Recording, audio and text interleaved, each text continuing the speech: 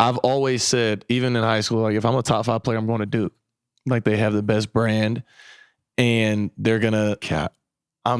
Bro, come on, dog. Cat. I'm sorry. I don't want to say it, but it's just like I get it. No, I mean I don't agree, but I'll let you say it. they have the best brand. Like if you look at the guys that are in the league now, especially like I'm not nothing against UNC, obviously, or Virginia. What, we're not cutting it?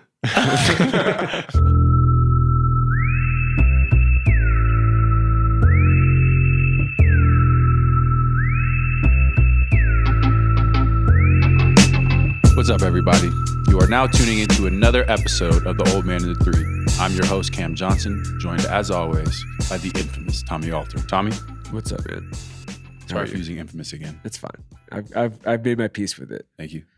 So we will flag for the audience. Our interview today is with our good friend Trey Murphy from the New Orleans Pelicans, who are on a little bit of a heater right now. They've won 3 games in a row. He's been playing great. Derek Queen's been playing great. We taped this a couple weeks ago, so when he was in Denver, so we didn't get to capture some of their more recent sort of hot streak, but it's a pretty good encapsulation. Still remains relevant. Of you're in his relationship and, Yep. and what the Pelicans fans can expect for the rest of the season. So I think you guys will enjoy the convo. Nuggets have been playing well. Continue to play well. Is there anything in the last week that you've liked besides just winning most of the games? Obviously Saturday was a tough one, but besides that, you guys have been playing great. So what stood out? We're just continuing to build. Orlando is a game of runs. You see Houston twice in a week. Obviously that one the other day was not one you want to lose. But we had 2 on them before, and we're a little unhealthy right now, just a little bit. We got guys that'll be coming back into the fold soon, and high quality guys, So for us to continue to just build our foundation, build what we do, situational basketball, just team camaraderie and chemistry to continue to build as these guys start coming back. We just look to keep getting better and better. And I say it all the time, man. You never want to peak in December, January. You want that thing to just keep building up, and for your team to get better and better with concepts, with situations, with just how we operate and how we respond. So we're working towards that every day. And again, like I always say, the goal is a lot bigger and a lot better than we are right now. Also, real quick, a couple days before Christmas, 4 days before Christmas, Christmas Day game coming up here in Denver. Late tip. I think it's an 8:30 tip. We played here in Denver, maybe my 4th year in Phoenix. I was out with a knee injury, but we had that 8 o'clock slot. I don't know if any of the viewers will remember this, but Aaron Gordon had a just insane dunk to end the game on Landry Shamet. Sorry, Lambeau. But that was crazy. And so looking forward to getting back out there. I did play one against Golden State on Christmas. The year before that one against Denver. We lost, I think. It was an afternoon game. And man, those Christmas games are just so much fun. They're electric. The atmospheres are electric. It's like everything you dreamed of it being when you watched it growing up. So I'm 0-1 in them and looking to get to 500 in a couple days. Before we get into the show, let's give a quick fantasy football update for the Old Man of the Three League. You seem pretty distraught. I am. After an incredible season, 11-3 in the regular season, by far leading in points for. Team just looked pretty stacked for a 14-man league. It seems like it's going to come to a pretty sad end in the semis unless Christian McCaffrey puts up an amazing 35-point performance. I'm cooked. Yeah, it's not looking good. Turns out starting Jacoby Brissett. Well, you can't blame it on Jacoby. He had 2 drop touchdowns today, and my starting quarterback was Mahomes, and he tore his ACL last week. So I didn't have any other options. Can we talk about the Bears for a second? Why not? They deserve it. I mean, 11-4. They still have not clinched playoffs berth, though. Well, I The think NFC's with the so Lions crazy, loss, the Lions are now out of the picture, which was a crazy. Wait, did the Lions lose today? They just lost. And, they have clinched it. They have clinched it. They needed the Lions to lose. Okay, so the Lions lost today, and let's give another recap of how they lost. So they drove down 29-24. Steelers pushed down the field. Boswell attempts a 40-yard field goal, maybe. Misses in a dome. Very unlike him. One of the best kickers in the league. About 2 minutes left. Detroit marches down the field, gets down to the goal line, about the 4-yard line, maybe. Touchdown. OPI, pick screen, move them back at maybe 10.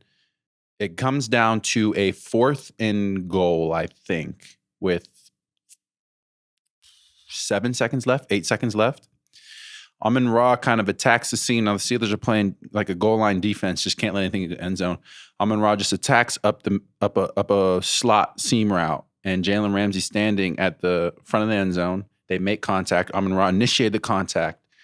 A flag comes into play. Amon-Ra catches a ball, but it's at the 2-yard line, pitches it. It gets tackled, basically, and before the rest blow it dead, pitches it to Jared Goff, who Superman dives into the end zone for a touchdown. So there's like a 2-minute pause.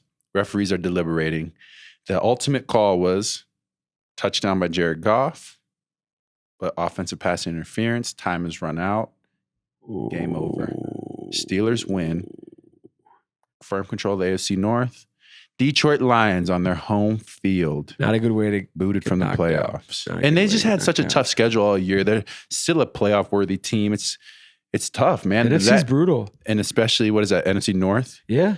That division is just That's what I'm saying. elite. Before today, the Bears still not clinched. The Bears could have lost out. They would have been out of the playoffs. I will say this. Last night was the best Bears moment since the Devin Hester return in the Super Bowl in 2006. That crowd was It's just been the best moment in 20 years. that crowd was electric. You could tell just through the screen. DJ Moore with that big time touchdown catch. Just everything that could go wrong for Green Bay did go wrong, and Chicago was there to take advantage of everything.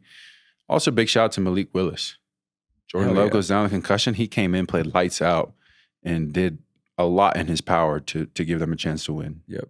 And with that, enjoy. I should say, before I say enjoy Trey Murphy, we have a few Nuggets episodes coming up Yeah, that we will yeah. have in the next couple weeks. Yeah, be on the lookout. Yeah. Great conversations with some of the guys that we have.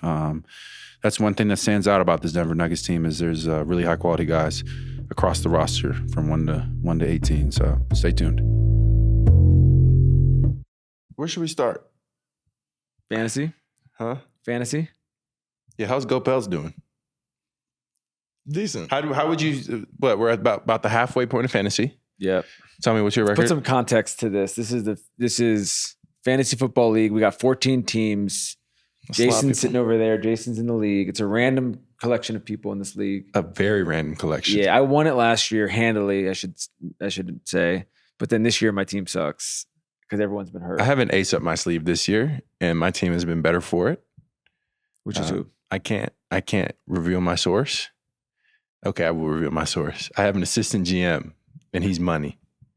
Assistant GM for hire, and he's money. I feel like that's just cheating. Yeah, Is that cheating? I feel like that's cheating. You're metagaming, bro. Yeah, I don't like that. I know. The way he approaches it week to week, he hits my phone. Yeah, we need to do this. We need to do this. We need to do this. Pulls up this trade. Pulls up. It's not even your He's- team then. Do you Yes, pay it him? is. This is for free? Yeah, it's for free, but it's my little brother. So I mean, that's nice. he That's just wanted in that on the makes it gig, better. man. That makes it Okay, like all right, I wholesome. guess. that's right. It's Yeah. not cheating. I Yeah. guess. All right, That fine. makes it better. He has come in and done a fantastic job. So shout out to Puff. He has streamed defenses 3 weeks in a row, and they've got me 20+ points every time. You beat him, right? No, I lost to him. It's week 2 or something. That's the win on the schedule when you play him. I know. But we've been I think rolling I'm ahead of recently. you, bro. Bro, Yeah, pull up his hands, please. yeah, you are. Thank you. I'm second in points for, so I feel good about where my team's at. People love saying points for. Everybody loves talking about the points for. So What's what your would actual you rather record? talk about? It's the record. At the end of Yeah, the but day, at it's the record. end of the day, you need a team that puts up points. It's always about the next game. That's true. But if you don't put up enough points in the week, You Don't can't matter. control what the other team's doing. that's also true. That's also true. I have a basketball question for you. Okay. At what point when you got to the league, we did end up with Aaron Gordon last week, and we started talking about shooting for like 20 minutes, and it was crazy, and I just didn't say anything. Mm-hmm. That makes sense. Of course, yeah. At what point was it with Drew? At what point do you feel like you unlocked something mechanically that was a game changer for you? Shooting wise, Just like from an offensive skill set standpoint. I think the biggest thing right now is like the pace, like not feeling like I have to go 100 miles per hour at all times.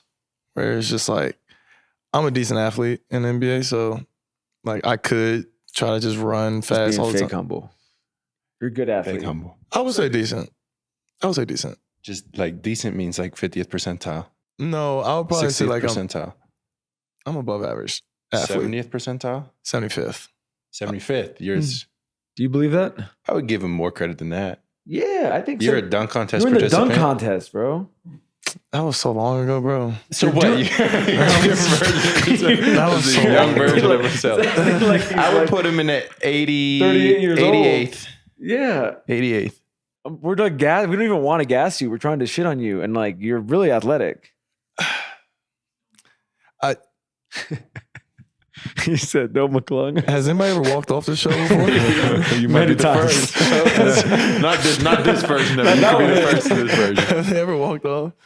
Nah, okay. I'm a good athlete. I could play at a really high speed a lot of times, but to be more effective, like, and have people like not guard you as hard, or like they're not able to, guess your timing. It's when you're able to use your pace, go slower at times, speed up, like stuff like that. So I think Drew's helped me with that the most. Is there anything shot wise you've changed? No, not really. I think, one thing, when I had my shoulder surgery, when I was coming back, I couldn't really shoot threes like that. So I had to shoot a lot more mid-range shots. And I think that's like, I've only shot 2 this season. And at this moment, I made both of them. But, I think it's something that I'm a lot more comfortable with. Is there any mechanical difference between your mid-range shot and your 3? Absolutely. I definitely think I get up a lot higher, like especially my release as well as my overall like jump and shooting mid-range, because you kind of have to, because there's a lot more hands there. And also too, with like threes, for me, I feel like the lower set point and lower jumps, you're able to shoot farther and more accurate in my opinion. Yeah, I think that's been evident since day one, since you got in the league, is that you can do that. Like you can bring that to the table. 4-point line spacing. I remember we played you guys your rookie year, and you definitely bombed one. And this is like early in his career too, when it's probably 5th, 6th, 7th game, something like that, and he's still shooting from everywhere. But that was a skill set that you definitely brought in from college. But I said it from the beginning that I thought your ceiling in this league was just super high. Obviously with shooting as a baseline skill, but then the athleticism and what you could grow on top of that. And I remember seeing you in Chapel Hill. What was that, right after the draft? You were hanging around because you're a North Carolina kid? I think it was right after the draft. So before you even got started, like puppy dog, bright-eyed, bushy-tailed, like, yeah, hey man, what am I getting myself into? I was like, bro, like that gave me comparisons. I was like, I was all right with that. Like I was all right with that. You went up to him and said it? Yeah, I did. I remember that. Yeah. And when we had that conversation, I did a little bit of a deeper dive into his game. And obviously at that point, I think you were playing pickup with the guys too, maybe at the time. Mm-hmm. So I was watching those. I don't think I was playing, but I was watching those. And you could see everything that you've kind of put into your game now is like pretty predictable. Appreciate that, man. And you've reaped the benefits of it. You've reaped the benefits of it, and you'll continue to reap the benefits of it. Last year, you were having a great season. Obviously, things happen. But it looks like you're back and ready to play this year. How you feeling? Pretty good. Still trying to get my rhythm back. It takes time, especially with the shoulder, and it's on my shooting arm. So there's different things I had to adjust to. But overall, like I'm just figuring out my new normal, and it takes time. Yeah, I feel you. I've been in the same situation, so I completely get that. And just you don't need to hear it from me, but I think I told you this before too. Like, bro, it's going to go back to normal. It's going to feel fine eventually. Just continue to put the work in on it. You'll be out there shooting 43% like nothing ever happened. Correct. Did you ever have that point in your life where you were bombing like he does? From the chicken? Yeah. Yeah, for sure. I'll shoot from the chicken. I was like, game winners from back there. I'll shoot from... But you do it. I think you are one of the... You do it every night. Like, you'll do it. You'll do it. What's crazy? I don't even notice it. It's one of those things where I just like stand in a place where I think is open, and then I just see the rim and I'm like, all right, I'm gonna just get it there. I feel like what's funny with Trey is like he has I feel like every 3 months there's this guy Brett Usher, shout out to him. He does these like highlight tapes on Twitter, and he cuts them up of all these different people. And Trey's highlight tape, people will repost it. It's gotten like millions of views, and they're like, this looks like the best basketball player of all time. because it's exactly athleticism from half but court. he's shooting it from half court. Dunking. And so you just are being like that. It like looks cool. Like there's an element of like there's a lot of great shooters who don't do that. Yeah. No, I think the biggest thing was that since I shoot from like a lower set point, even at my height, I was like, I got to make sure I still have enough space to get it off. And Corey Brewer, who's one of my player development coaches, he started my rookie year. We were like, look, we're going to work out at the 4-point line. And we're going to space all the way out here. So that means if somebody does close out and they run you off the line, you can still pull up for 3 and you can still get to the rim. It's a longer closeout. So I think it really started my rookie year. Who else? Dame, obviously. Who else is in that category? Trey. I don't know though. There's not that many at the volume you do it at. There's not that many, and you like you said, like it's every night you're gonna shoot some from way far out. I don't think I shoot that many from that deep. Anyone? I mean, Steph, but Steph, that's a given. Yeah, I mean, I don't know if I had to say that one. That's a different. I mean, undercover one. I mean, this is also my friend, but like Ty Jerome shoots from really far too, though. He does shoot, but he also has a similar like lower mechanical shot. Yeah, like you do when like it's a completely different shot. Like it's a set shot. Like your set shot has a limited range. Yeah, because if you jump on that jump shot, you're not getting it to the rim. Mm-mm. It's just not getting there. Isn't it crazy? We're taping this a week into the season, and you've already had another Steph moment. I feel like you always can't stop, bro. Leave me alone with the Steph moments. I was trying to forget about that one. About Steph moments. I was trying to forget about that happens. one. It's like you turn your head for 1 second. There's action going on. It's like we got 4 guys up there, 3 guys up there. Like he's not going to shoot it in this 1 second that I'm like watching a cutter leave the paint and seeing who else is cutting. Next thing you know, like a ball is just like flying over your head, splash. They're all trying to get him the ball too. All trying, but like they're actively trying to get him the ball every single time. So you're like on edge every single time. Super. This is not exactly like a bold statement to just be like, we're never going to see him again, right? No, that's not a bold statement. Like, it's just there's going to be a lot of great players. Like with his specific, what he does specifically, we're never going to see again. No, he's different. You know, I think it takes a lot for a coach to allow you to do that, right? And you know, it just seems unlikely, man. That he's that special of a shooting talent that I don't think we'll ever see again. But there's like, I was looking at these highlights. Like there's this kid. Where did he play? I think he played at Liberty a couple years ago. Oh, Darius McGee. North Carolina legend right there. He might be 5'9", 150, but he was shooting everything but a gun. He was from anywhere at any time. So you'll have guys like that. Yeah. But like to do it at the level Steph does it, to win championships doing it, to consistently do it for 15, 16, 17 years, no, they're not seeing that again. Also, what you're saying about the fact that everyone knows it's coming. Like we've talked a million times about the Olympics stuff, but like the whole world literally knows it's coming, and he's still doing it. But it's hard to stop. Like their system on how they get him the ball is like extremely developed. Yeah. So it has counters. So if you like completely took it away, then they play at an advantage. Like you can't cheat it. That's what the point I'm trying to make. Like you can't cheat. Plus there's so many years of this offense that they've ran it to death. So it's like it shows, man. You're fighting experience at that point too. What'd you think of Wemby? What type of question is that, man? I mean, you got firsthand knowledge. I want to jump ball. Can we also acknowledge that? Play that on the camera. Play that on the clip. I want to jump ball, and then Zion dunked on him the first play. I was like, yeah, we're about to win by 30. I was like, yeah, we're about to win by 30. He dunked him in the first play, and people are like, we got action. I feel like that was it was so like the crowd pop in that arena when that happened. Because first when I wanted to jump ball, everybody was like, oh yeah, like that's all right, that's cool. Because I'm looking. So here's the thing. Eve didn't play because he hurt his ankle the game before that. And so they started Sadiq Bey at the 5. Sadiq Bey is 6'7". Sorry, just brain rot. Anyway. The young generation. Anyway, so I'm the last person that come out there on the court, and I'm looking around, and every spot is filled except for jump ball. And I'm like, oh, y'all are wrong. I'm like, y'all dead wrong. Oh, why y'all put me out here? Like, wait, so y'all didn't talk about it beforehand? No, nobody said anything. We're just like, you default jump ball. Yeah. So like they looked around like, well, you're the athlete here and you're the tallest. So that's not mid percentile. That's bumped him 90 to 90, plus. 90 No, seconds. it's just because I'm taller than Z. That's it. That was it. Because Z definitely jumps higher than I do. I will give him that. I'll give him that. But yeah, I told Victor, I was like, yeah, I'm about to win this. And I did. I kind of. What'd he say? He said, no, you're not. Got him. Got him on that one. I was Got hyped him. about that. But yeah, he did block one shot and it went to the fourth row. That was not one of my favorite moments. The handle's pretty crazy. Yeah. I saw him work out a lot this summer in LA, and he was running point the entire time.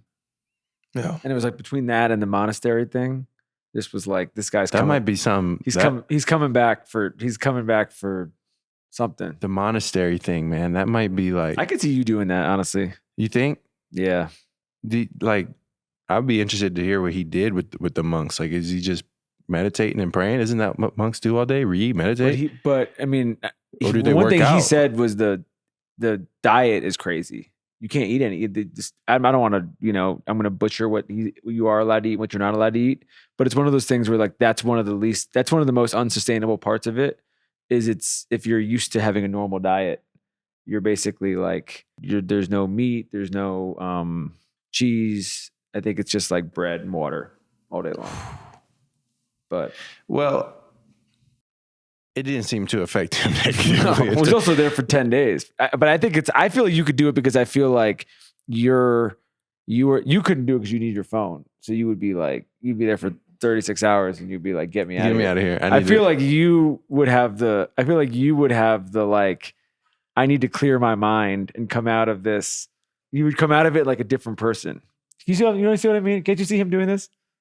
It's like I'm on an ayahuasca trip or something. Yeah, that's what I mean. I feel like you would reach a different level of spirituality by doing Like something I'm an this. enlightened version of myself. Yes. I don't think that would help me on the court though. I'm not sure it would. I'm just saying I feel like you would enjoy I it. was, he's already a really like chill dude. So it's like, He can't get. does he need to get more chill? He needs to go to somewhere intense. Disappear. Gotta go somewhere Just- crazy where you're just more intense. Bottom line, I don't think the monastery thing it necessarily lends itself to performance. He's 7'5" and can move like a guard. Like the step throughs, the movement, like it's unnatural. Like he's covering ground and dunking like he's on a Nerf hoop. Who else have you guys liked watching so far? You can't say teammates. I got to give credit to AR. I got to give credit to AR. Thanks, hoping. I mean, you got to give him credit also because, he knows playing with Bron, playing with Luka, like he's kind of figured that out to a degree, but then both of them are out. What are you going to do? Boom, 50 ball twice. What do you think? On the AR's case, I mean, he's really talented. He's always been, a bucket getter. And he showed that even his rookie year when he was on a two-way, he was playing fearlessly. Like, I remember the Dallas game that they played in Dallas. He damn near won them the game. He hit like He hit a 5 game threes. winner, didn't Yeah, he did. Yeah. Yeah, he did hit the game winner that game, actually. But I remember he had like 15 points, and it was like all like second half. Like, he was really hooping. So, or he might have more than that, but he's shown it from the jump. But I think I would give credit to Dylan Harper as well. He's been really hooping, and I'm not even really surprised. Like, I saw it in college, and I feel like his game was going to translate really well to the pros. We were talking about this before you got here. Are you surprised at all at like how many 40, 50 point scorers there's been already? No, not at all. Why not? I would say because offense just keeps getting harder to guard. People are getting better skill-wise, and then they make it harder for the defense each year in some sort of capacity. So you're bound to have people scoring higher numbers each time. And plus, too, I feel like a lot of guys, when they come in, like, beginning of the season, there's so much excitement, so much, like, amp. They get really locked into, these high-scoring games. That's fair. I'm surprised by it still. I do think maybe the game is officiated a little bit differently early on. We've seen a lot of free throws, right? A lot of guys, Shea, how many free throws he have on his 55 night? 26? And Yeah, 26, that's 27. skill. A lot of it's skill. Like I've seen breakdown videos of how he was accomplishing it. Yeah, he's getting fouled on a lot of them. But it's still surprising, man. Like these guys are highly, scouted on scouting reports. It's not like people are. I mean, Aaron Gordon, for example, 10 of 11 from three. Yeah, no, that was kind of crazy. I can't lie. That's like, I don't care who you are. I don't care. Steph Curry, 10 for 11 is crazy. Like, think about that. We did up with him last week, and we were talking. He went from a 42% free throw shooter in college to where he is 10 now. for 11. Yeah, no, that's And insane. he's shooting 45% like off the dribble, like in transition. He had a myriad of shot variety in that game. And then he was like 17 for 21 overall, like super ethical 50-point game. Yeah. But like, I played in a lot of basketball games. I don't think I've ever gone 10 for 11. That is hard to do. What's your career high in threes per game? For a 10. game? Out of? 12. How did that feel? I'm pretty good. I can't lie. It was pretty good. Yeah. Yeah. What's your career? That's your career at any level? 10, yeah. Yeah, 10. It's hard to get past those, bro. I'm at 9. I'm stuck right there at 9. And what's even sicker is like, I've had 9 probably 4 times and didn't know I had 9. And if I would have known I had 9, I would have definitely for sure been like, oh yeah, I got to get 10. When was the 10? I had 10 against Toronto and 10 against the Clippers. Are they telling you this on the bench? Like, or you have to go seek it out? So both of those games were easy because I only hit threes. Yeah. So like I could just look up at the scoreboard and just do math. Okay. And I was like, 27 points. oh yeah, I hit one layup outside of this. Yeah, I know I'm at 8 or 9. So What's the single game record? 14, 13? I thought it was 15 or 16. Who hit that? Clay. 15, 16? Yeah, and I know Keegan Murray hit 15, I think. Oh my as God, well. that's right. That's crazy. Yeah, Keegan Murray hit 15? Yeah, one time he had like 15. 50. No. Oh, yeah. Did he have 15? We need to check. I think he had 15. 14, 15? He had 14 or 15, something like that. Trust me, I remember. I definitely remember that one. Like I was like, oh damn, tough. Like, yeah. I'm kind of surprised you never got over 9 though. Really? Yeah. I've had 9 twice. So Like I just feel like you would be even last year. You know But what I like mean? also too, when you're in that zone, you kind of black out. You don't even know how many shots you've made sometimes. True. Like for me, there'd be times where I'm like, dang, like I probably only made like 3 threes, and I look at this box where I might have made like 6 or 7. It's like, oh, like I didn't even notice because I was just like so focused on like either winning or just putting the ball in the basket. Yeah, I mean, I'll try to get 10 at some point, I guess. I'll try to get it, but I don't get caught up. I don't get caught up in it, like you said. Like I don't think like, oh, I'm at 8, I need 2 more. Oh, I'm at 6, let me get a couple more. Yeah. It also doesn't really matter. Even the fact that we can't remember the guys who have 15. You know what I mean? It's not like one of those things where you're like, oh my God, I was there that night. He had 15 threes. Yeah. Like it's cool, but if you have a bad 2 weeks after that, no one's going to be happy that you had 15 threes. Right. Yeah, but I'll tell you one thing though. After you do hit that, shot selections after that, like be a little wild. A little bit, bro. A little while. I remember after the Toronto game, we played Philly, and I think I was still coming off the bench. I checked into the game, like the first shot I took was like from 40 feet, like in transition, because I was like, I just hit 10. I'm gonna like you feel like you can't be stopped. Like, yeah, you feel I'm taking a heat check. Like I still feel like I'm hot. So let me see if I'm still going. What's the most amount you shot in the game? Threes, I think it was the 10 for 14 or 10 for 14. 14. Yeah. Do you have the most? What's the most I've shot in the game? Yeah. Probably 14, 15. And what's crazy is like Steph has so many games of like 14, 15. There's games he's shot 23s. And like to average like 4 3-pointers made a game is insane. Super. Insane. Who's your favorite vet? Like of all time that I've had? Yeah. That's a tough one. You really gonna make somebody mad too. Yep. That's the point. Be careful. I know. I'm gonna give 2 then. No. I'm giving 2. No. We're going to cut one. Whoever you said first is getting picked. That hurts. In all honesty, I'll probably say Brandon Ingram. And it's more so the fact that I remember my rookie year, I would watch him work out, and I was like, all right, this is what hard work really looks like. And just how precise and detailed he was in his workouts, it changed the way I worked out. And I said, okay, if I want to be at the level that he's at, this is what I have to do. And so he more so led by example. There's many times where he was also like talking to me a lot about, different developments, different things he sees as a scorer, different ways to attack different things. But for the most part, it was like seeing him work, and I was like, oh yeah, this is where I need to be at. I feel like that's like a perfect like vet for you to have in your corner, like for your skill set, like the way he plays a game, the way he works out, like that's what you need to add to your game when you got to the league. So like, I like that answer. I'll take that answer. And whoever was second, sorry. It's Larry. So I mean, like we can forget that guy. I think the cool thing. There's a lot of cool things with BI, but I feel like one of them is he just does not seem to care. Like he just does his thing. He does not seem to care what anyone else thinks about him. Yeah, and he is such an elite scorer, to your point about how hard he's worked to get to that place. And I guess he's always been like that, even since college. But like high school, middle school, go back. North Carolina, go back. But he's just like he seems like one of those people when he's locked in, you cannot phase him. And like also, he's playing by himself out there. He has a shot that he can get to every single time, and you can't block. Or like, there's not much you can do. And like when you have that in your mind, where it's like, okay, I know I'm gonna get to this shot, and there's nothing the defense can do about it. Yeah. Just got to get to his spot, which he can do. BI has been an underrated player for a lot of his career, but seems like he found a decent home in Toronto. Yeah. Who's yours? My vet. We were a young team when I was young. Chris, I guess. But I'd say it's CP. He came to Phoenix my second year, and just like he's the same way, like always yelling at me to slow down. Slow down. You in such a rush for. And then he'd always pull you aside. You got to see the game. You got to see this. So just the stuff that he was able to show and the pace he was able to play with.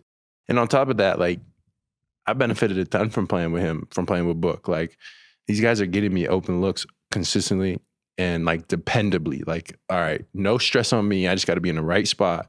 The ball find me. And then if I miss, they don't care. They're going to throw it right back. So it's not, you know what I mean? That was like a great set of guards as a wing to go into play with. You think there's it hasn't been that long because you're not that old, but do you think I'm in year 5 now? Let's not act like I'm just. You're not that old and you're still athletic, but do you think that there's a big, like if you were coming in now, like what the biggest shift would be about the league from when you came in? Okay, like I ain't that old. Like, I think it's a good question. I'm just like, because have you seen any stylistic shifts in your time? The one thing I've seen more of is the double big lineup for sure. You're seeing double big lineups again way more now. So it's coming back. Like it's like fads, you know? Yeah, it definitely is, because when I was my rookie year, like the only like double big team was the Lakers. Outside of that, people didn't run like two like really like real bigs. Cleveland. Oh yeah, they were them too. Because I'm remotely. You're saying who shifted it now, or who shifted it to less bigs? No, who shifted it to double bigs now? Cleveland. I would say LA, but LA, it's not even like they. It was when it was AD and JaVale and Dwight. Yeah, so then Cleveland would be the second iteration, and then because that worked well, I'd say you're seeing it more and more now. Yeah, but you still see everything though. You still see no bigs like Minnesota the other for day. Sure. Also, it feels like, I mean, this is obvious with them, but like part of what made OKC so good was like they could run that with those guys in certain lineups, and then other times you'd be like, Dubs, you're 5, you know, and you're just being like, we're just gonna like. I think we've talked about this before though on the pod. Is that like teams that are able to do all of these things are the toughest teams to play against because they can give you so many different looks, like personnel based. Like you can't just roll out your guys and think that they're not going to have anything for you. You know what I mean? Like that's definitely OKC's superpower is that you want to put out a guard heavy lineup, they can guard that. You got a lot of guys that can play off the bounce, they can guard that. You want to crash the glass, they can put bigs out there, make sure you don't get rebounds, protect the rim, et cetera, et cetera. Yeah, I think it's kind of speaking to like the depth piece.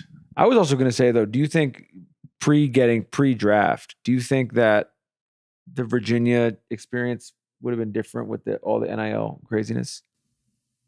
Probably not. It would have ended the same.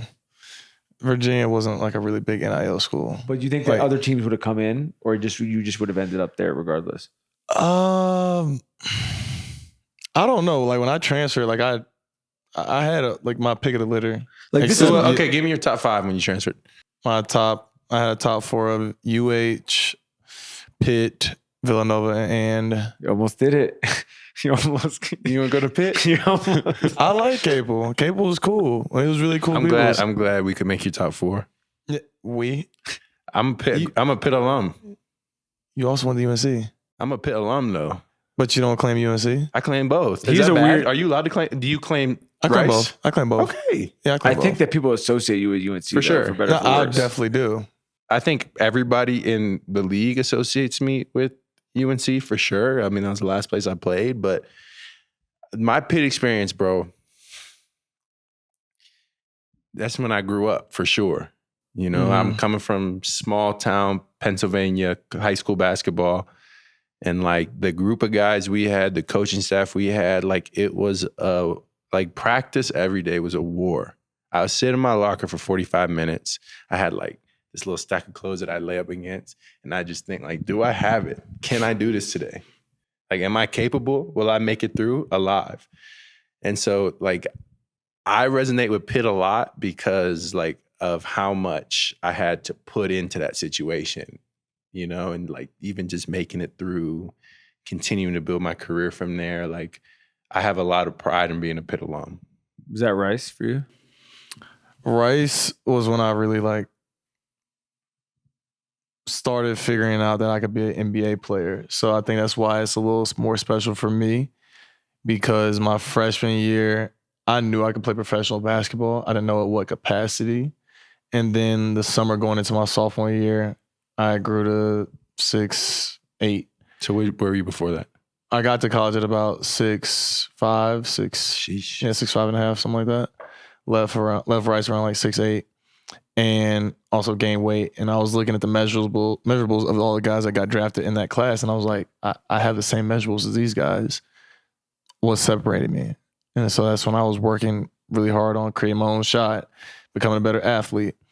And that's when I was like, okay, I think I could be an NBA player now. Okay, so when I was being recruited by Rice back in 13, 14, whatever that was, Rhodes was the coach. Mike Rhodes is at Penn State now. And they had a heavy three-point shooting offense, like just bombs away. Was that how Para was coaching when you were there? Yeah, definitely. Okay, so you go to Virginia, where it's defense. Yeah. What made you pick Virginia?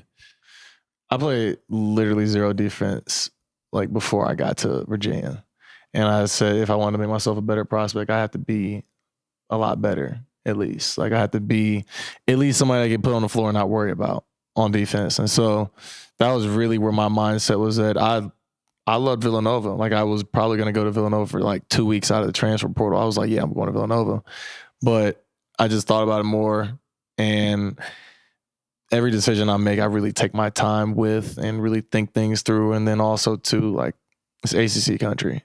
And when I didn't hear from Duke or Carolina, NC State, Wake Forest, any school in That is North crazy. Carolina, That is, you're from Durham? from Yeah, Durham, it's crazy. yes. I get like just one of them, but all of them is crazy. Didn't hear. I got an email from NC State. Wake? Actually, No Wake? no, Would you have gone to Wake? no, Okay. Would you have gone to State? no. Okay. But still, Carolina. I would have considered. He would have gone to Carolina. No, I would have considered. I would give you a call. Bro, you should go to Carolina. So then what are It you? was tough. Then what are you? It's a tough. Complaining about? It's tough. If you're not going to go anyway, then what's the issue? It's still it's like I'm from here. At least acknowledge that I'm in the Yeah, I transfer get portal. that. I get that. Acknowledge that you are somewhat interested. Like- you don't like- have to. Okay, all right. So rank if you were to go to any of them. Oh, you're gonna hurt my mom's If you were feelings going to right any here. of them, rank them. You're gonna hurt my mom's feelings right here. My mom is a UNC alum, but I've always said, even in high school, like if I'm a top 5 player, I'm going to Duke. Like they have the best and they're gonna. Cat. Bro, come on, dog. Cat. I'm sorry. I don't want to say it, but it's just Yeah, like I get it. No, I mean, I don't agree, but I'll let you say it. they have the best brand. Like if you look at the guys that are Yeah, in the they league do. now, especially like I'm not nothing against UNC, obviously, or Virginia. What, we're not cutting it? Me and Kobe and But it's HB. like look at the Duke guys. Their alum list is Elite, Yeah. super elite. Being It's also, under that, it's like the Yankees. It's like it's an international. I mean, UNC is too, but they're international. They transcend most of college sports. yeah, You no, guys will like, transcend. but I think it's also a fit thing though. You can't like, in my opinion, especially during the time when I was getting recruited, if you're not top 10 in the country, I wouldn't consider going to Duke. Not at all. Don't do it. But if you're like top 50, you can still go to Carolina and still make a pretty productive career, or even be a 3-star, whatever it is. That's what I'm saying. Like for you me, can still be productive. I was transferring, and to go in conference, it was more complicated. But I felt like Carolina was more suited for what I wanted to accomplish. And then, at the same time, I feel like Carolina would then be more suited for you going from Rice to Carolina than Rice to Duke. Could be, but with my mentality, I would have been like, oh yeah, I'm ready for Duke. Like, that would have been the jump that I'm going to make. And I'm going to be like, yeah, I'm here. I'm going to really test myself and see if I'm really where I think I am. Okay, well, we were 4-2 versus Duke in our 2 years. So I have a Carolina question for you. What's going on with the football team? It was an experiment, bro. I loved it because the upside is a good football team with a lot of hype. The downside is basketball season's around the corner. As an alum who's not, you're engaged, but this is not the basketball. This is not your, if they call you and ask your opinion, are you like, run this back another year? Are you like, we got to change things up? I don't care. We're going to basketball season. I love it personally. I think you can't do it after 1 year. And plus, what did he get paid? Yeah, I don't know what the circumstances around the contract and stuff is. Go ahead, give him 1 more year. Sure. I think that's kind of the attitude around Carolina football was like, let's just do something different. And that is, you get Bill Belichick, best NFL coaches of all time. Yeah. Gotta see. You gotta see. No matter what came with it, you gotta try it. This is the thing I was curious about with some of the NIL stuff is, like, are we now with basketball? Are we now in the era where consistently it's going to be Auburn, it's going to be the Arkansas? Obviously Arkansas is Cal, but like that aside, it's going to be these traditional football schools that just have money that are going to come in and are going to push out all of the, like, is the Atlantic 10 still going to have? Are they still going to have good programs? You know what I mean? Or is this all going to just be whoever has the most money is going to win? You've seen the SEC have so much success recently. It's just going to keep being like SEC teams are going to keep reloading. They're going to keep having the most money and they're going to keep attracting guys. And that's just what it is. And all the other conferences are just a step below them. Yeah. And it's partly because they carry so many less sports. Big Ten rolls into money, but Big Ten got a lot of sports to feed. ACC's football is a smaller operation, but that SEC, and that's why you attract Oklahoma. That's why you attract Texas. And don't be surprised if the Big Ten and the SEC start bidding for Carolina and Virginia next. Doesn't it feel antithetical to some of what makes college basketball great, though, to have this?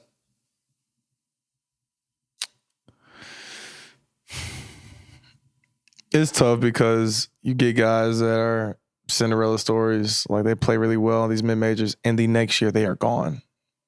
So it's like you can't, like, programs aren't really able to be built and really like nurtured. Guys aren't really developing like they probably could if they stay in the same program, if they learn necessary things. Because in my opinion, like, especially when I was in college, mid-major teams were more skilled than high-major teams. High-major teams were just always more athletic.